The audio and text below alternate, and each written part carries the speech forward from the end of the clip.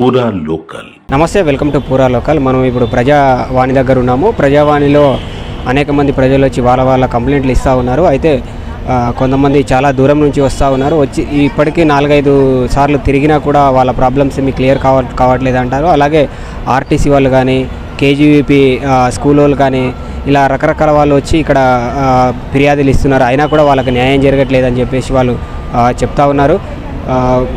అయితే ఈ కాంగ్రెస్ ప్రభుత్వం వచ్చిన తర్వాత ప్రజావాణి ఏదైతే పెట్టిందో అప్పటి నుంచి చాలా ఫిర్యాదులు వచ్చినాయి. ఆ చాలా ఫిర్యాదులలో కూడా ఒక్కటి కూడా ఇప్పటివరకు వాళ్ళు నెరవేర్చలేదని అయితే వాళ్ళు చెప్తా ఉన్నారు. చూద్దాం ముందు ఏమైనా నెరవేరుస్తారా లేదా అనేది చూద్దాం. ఏం పేరమ్మా? నా పేరు పార్వతీదేవి అండి, దిల్సుఖ్ నగర్ డిపో. నేను అక్కడ గత 25 సంవత్సరాల నుంచి నేను కండక్టర్గా జాబ్ చేస్తున్నాను. అయితే ఈ మధ్యకాలంలో కొంచెం నాకు బీపీ డౌన్ అయిపోయింది. అయితే నేను బస్సులో పడిపోయాను. ఎలా పడిపోయానో నాకు తెలియదు, అసలు అన్కాన్షియస్ అయిపోయాను. అది ఆ పడిపోయిన వీడియో కానీ ఫోటో కానీ నాకు ఎవరూ చూపించలేదు. అది పంపించింది మా దిల్సుఖ్ డిపో TI 3 స్వామి గారికి పంపించారంట. ఎవరు ఆ స్వామి గారు నా మీద కంప్లైంట్ ఇచ్చారు. నా మీద కంప్లైంట్ ఇచ్చి ఇట్లనే బస్సులో నిద్రపోయింది, డిపార్ట్మెంట్కి లాస్ అయింది అన్న ఉద్దేశంగా నాకు డిపోకి పంపిస్తే, డిపోకి వచ్చినాక DM మేడం గారు అడిగారు నన్ను, DM సమంత మేడం గారు అడిగితే, మేడం ఇట్లా అయ్యింది నాకు, నేను ఇలా తెలియలేదు మేడం నాకు అంటే, మరి నాకు ఫోన్ చేయాలిగా అంటే, లాస్ట్ కదా చేసి వద్దామని అనుకున్నా మేడం, ఇంకొకసారి అలా కాదు రిక్వెస్ట్ చేయండి అని చెప్పి అడిగాను. సరే అని DSలో పెట్టారు. సరే DSలో పెడితే సరే 2 రోజుల నుంచి డ్యూటీ ఇస్తారేమో అని చెప్పేసి నేను వెయిట్ చేశాను. నాకు డ్యూటీ ఇవ్వడం కాకుండా ఫ్రైడే రోజు సస్పెన్షన్ ఆర్డర్స్ ఇచ్చారు సార్. ఇది నా చార్జ్ షీటు ప్లస్ ఇది సస్పెన్షన్ 4 days లోపల ఇచ్చారు. నేను బస్సులో నిద్రపోయానని చెప్పేసి. నాకు ఇక్కడ ఏం జరుగుతుందంటే, నేను జరిగింది విషయం స్టేషన్లో జరిగింది, కానీ ఇక్కడ మేడం గారు ఏం చేశారంటే దిల్సుఖ్ నగర్ నుంచి సికింద్రాబాద్ దాకా నిద్రపోయారని ఇచ్చారు సార్ ఈ కేసులో.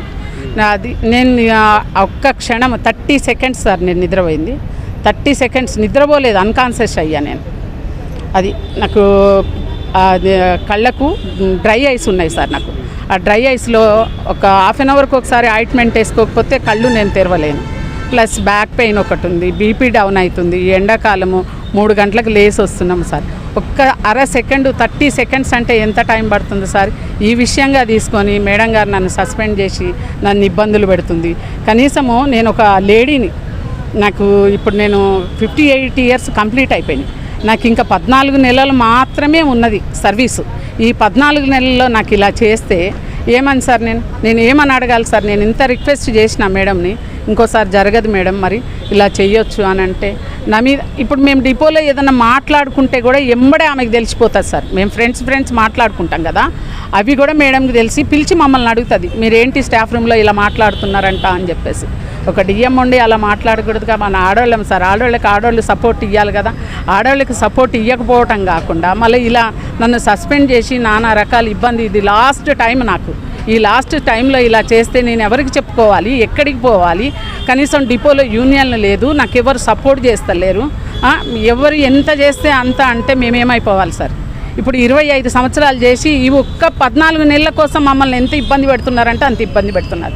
టార్చర్ అంటే టార్చర్. 2 నెలల నుంచి నాకు టార్చర్ పెడుతుంది సార్. నేను డిపోలో ఏదో మాట్లాడుకుంటే అవి కూడా మేడం పిలిచి అడిగారు మమ్మల్ని, ఏంటి నువ్వు ఎవరో గురించి ఇట్లా మాట్లాడామంటే నేనన్నా, విట్నెస్ ఎవరు మేడం, మీకు ఎవరు చెప్పారో చెప్పండి, నేను అన్నానో లేదో చెప్తా అంటే నేను చెప్పను అన్నారు.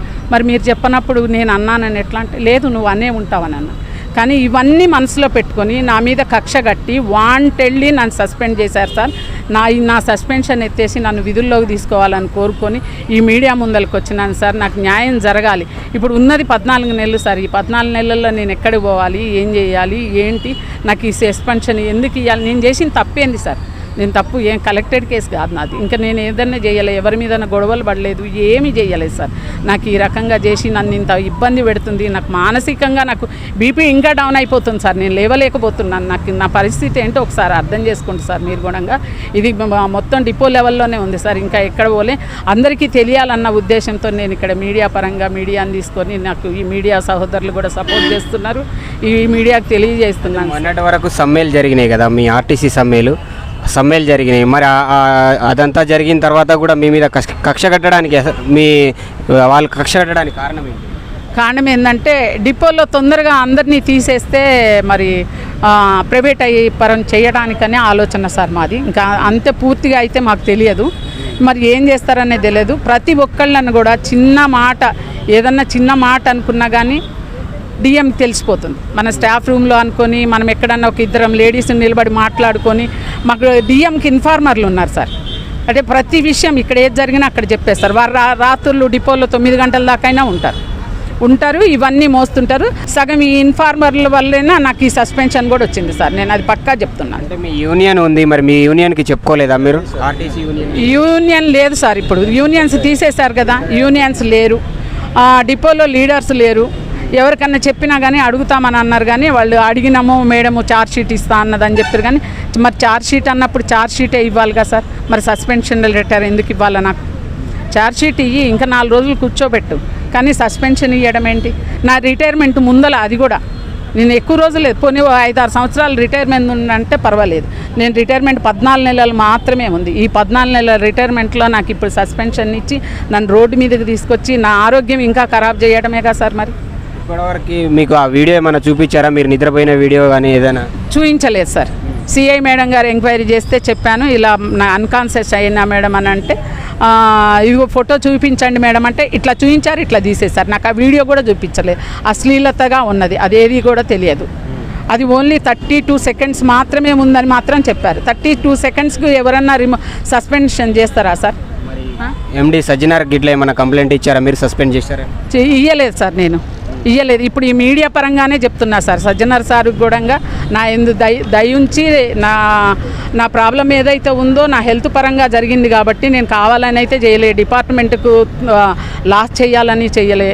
నేను ఏ విధంగా కూడా డిపార్ట్మెంట్కి సపోర్టే ఇస్తా, కానీ నేను ఎందుకంటే మనం ఆ డిపార్ట్మెంట్లో చేస్తున్నాము, ఆ తిండి పెడుతుంది, మనం ఇన్ని రోజులు బతుకుతున్నాం, మన పిల్లల చదువులు కానీ మనం కానీ ఏదన్నా కానీ మనం చేసుకున్న దాన్ని అంటే తల్లేసం అంటే మనము లాస్ చేస్తామా సార్? లాస్ చేయలేను. నా ఆరోగ్యపరంగా ఏదో 1 సెకండ్ జరిగింది కాబట్టి ఇది దయ ఉంచి నన్ను విధుల్లోకి తీసుకొని నా సస్పెన్షన్ ఎత్తివేయాలని కోరుకుంటున్నాను సార్. నేను మీ డిఎం గారి పేరేంటి మేడం?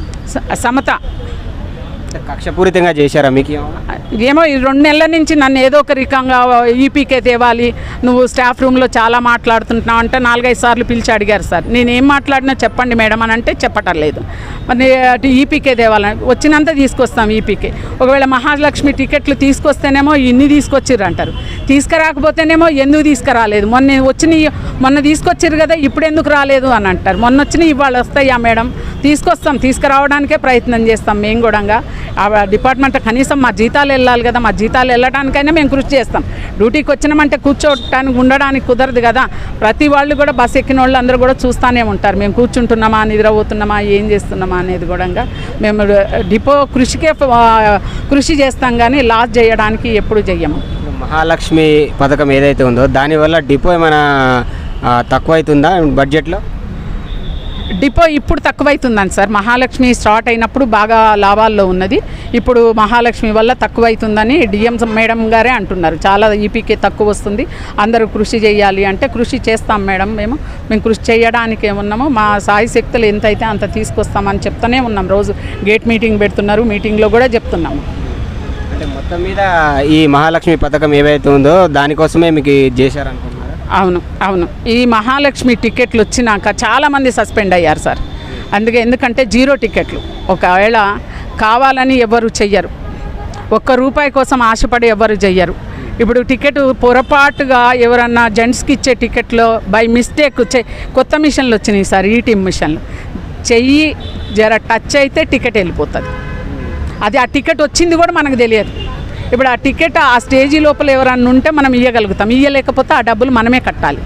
నేనే కట్టాను, నేనే 500 కట్టాను, ₹1000 కట్టాను, 700 కట్టాను, రోజుకు ₹150 లెక్క నేనే కట్టినా సార్. అది టికెట్లు అట్లా వేస్ట్ అయ్యి బై మిస్టేక్ ఎవరైనా జెంట్స్కు టికెట్ వస్తే ఆ టికెట్ వల్ల సస్పెండ్ అయిన వాళ్ళు మా డిపోలోనే 2 ఉన్నారు సార్. 0 టికెట్ వచ్చినందువల్ల కొత్త మిషన్లు స్టార్టింగ్లో వచ్చినాయి, అది కూడా ఆలోచించలేదు సార్, వాళ్ళని కూడా సస్పెండ్ చేసారు. ఇప్పుడు మా సమతా మేడము డిపోకి వచ్చి 8 నెలలు అవుతుంది, 8 మందిని సస్పెండ్ చేశారు. 8 నెలలు అవుతుంది మేడం వచ్చి 8 మందిని సస్పెండ్ చేశారు. ఇప్పుడు ఇంక ఇయ్యాలో రేపో ఒకళ్ళు ఉన్నారు, వాళ్ళని కూడా సస్పెండ్ చేస్తుంది.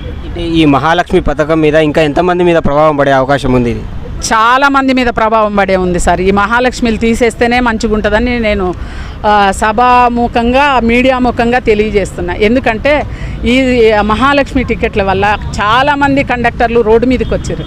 వాళ్ళు చిన్నపిల్లలు ఉంటారు, వాళ్ళ పరిస్థితి తినే పరిస్థితి కూడా లేకుండా ఉన్నారు సార్ కొంతమంది. అట్లాంటి వాళ్ళ పరిస్థితి గవర్నమెంట్ ఏమంటుందంటే ఈ మహాలక్ష్మి పథకం వల్ల ఆడవాళ్ళకి చాలా మంచి జరుగుతుంది, బయట ఉద్యోగస్తులకు కూడా మంచి జరుగుతుంది, వాళ్ళకి 4,000 5,000 మిగులుతున్నాయి నెలకని చెప్తున్నది. సార్ మంచి జరుగుతుంది అంటే ఒక ఎంప్లాయీస్కి ఇవ్వద్దు సార్, లేనోళ్ళకి ఇవ్వండి. లేబర్ పని చేసుకునే వాళ్ళకి ఇవ్వండి, ఆ పూట గతి లేని వాళ్ళకి ఇవ్వండి. చెక్ చేయండి మీరు. ఇప్పుడు మన 1,00,000 రూపాయలు జీతం చేసే వాళ్ళు కూడా మహాలక్ష్మి మీద వెళ్ళిపోతున్నారు. వాళ్ళకి లాభం ఎట్లయితుంది సార్? వాళ్ళు ఉన్నోళ్ళే అవుతారు కదా. లేనోళ్ళకి ఇవ్వండి, ఫిజికల్ హ్యాండిక్రాఫ్ట్కి ఇవ్వండి, సీనియర్ సిటిజన్స్కి ఇవ్వండి, చిన్నపిల్లలకి ఇవ్వండి, స్టూడెంట్స్కి ఇవ్వండి.